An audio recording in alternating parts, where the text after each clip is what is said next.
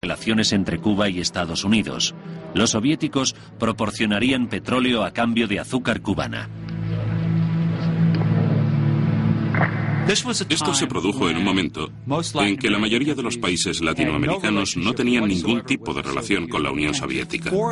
Y forjar dicha relación fue considerado por Washington como un abandono a Estados Unidos en la Guerra Fría.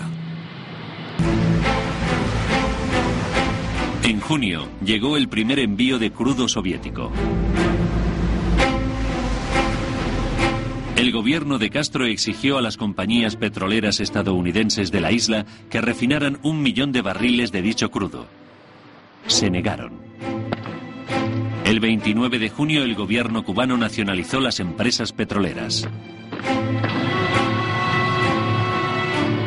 4 días después, el gobierno estadounidense amenazó con reducir las importaciones de azúcar cubana.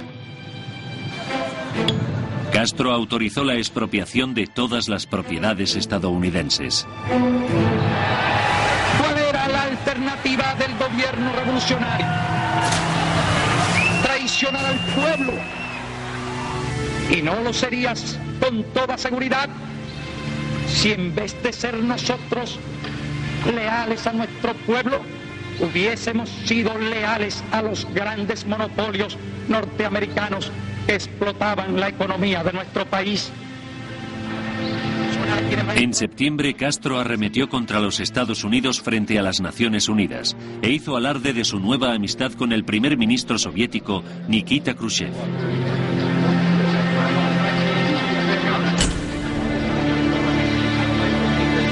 Un mes más tarde, la administración Eisenhower impuso un embargo comercial a Cuba.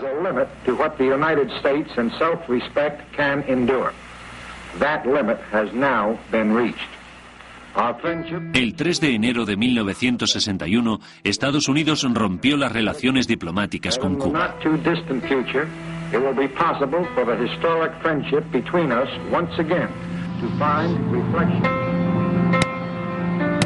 La salida de cubanos hacia los Estados Unidos, que comenzó poco después de la revolución, se convirtió en un auténtico éxodo. Los allegados de Batista fueron los primeros en llegar. Después, las figuras políticas. Y por último, la gente a la que les habían confiscado sus propiedades.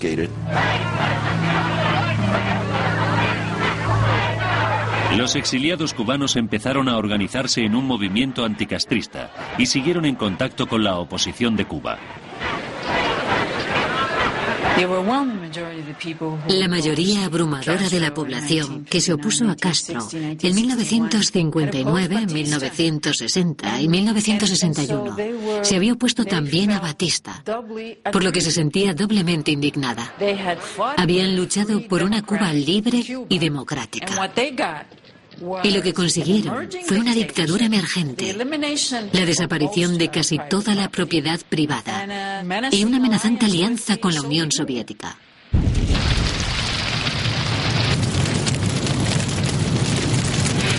Surgió un movimiento clandestino urbano tan apasionado como la resistencia contra Batista. Bombardeaban tiendas por la noche. Quemaban campos de azúcar. Saboteaban fábricas.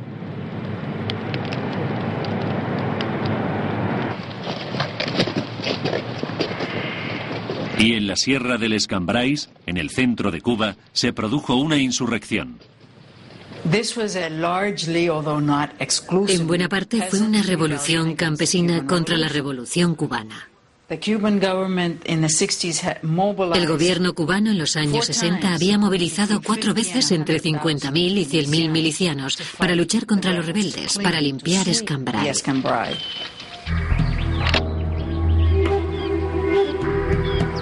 Mientras la resistencia interna luchaba contra el gobierno cubano, la CIA adiestraba a un ejército de exiliados en Guatemala para invadir Cuba. Cuando me presenté voluntario para lo que sería el desembarco de Bahía de Cochinos, creía que formaríamos una guerrilla clandestina para organizar un levantamiento masivo en Cuba.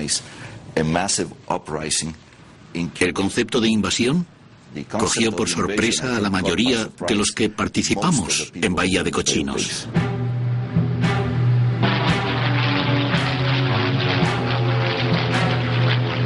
El presidente John Fitzgerald Kennedy inició la invasión estadounidense de Cuba el 15 de abril de 1961 al autorizar el bombardeo con aviones B-26 de los principales aeropuertos cubanos, destruyendo así la mayor parte de la Fuerza Aérea de Castro.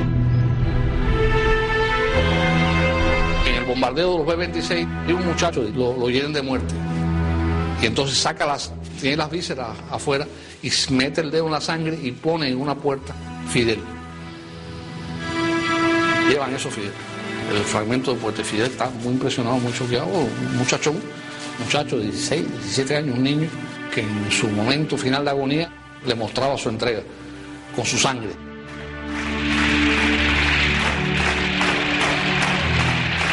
Al día siguiente, Fidel manifestó por primera vez que su revolución era socialista.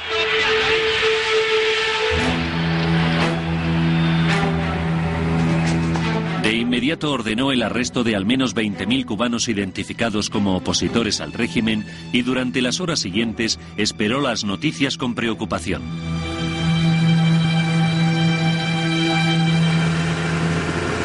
Al amanecer del día 17 de abril, unos 1.400 cubanos desembarcaron en la Bahía de Cochinos, en Ciénaga de Zapata. Un lugar elegido en el último momento. Fidel se hizo cargo de la defensa de la isla personalmente.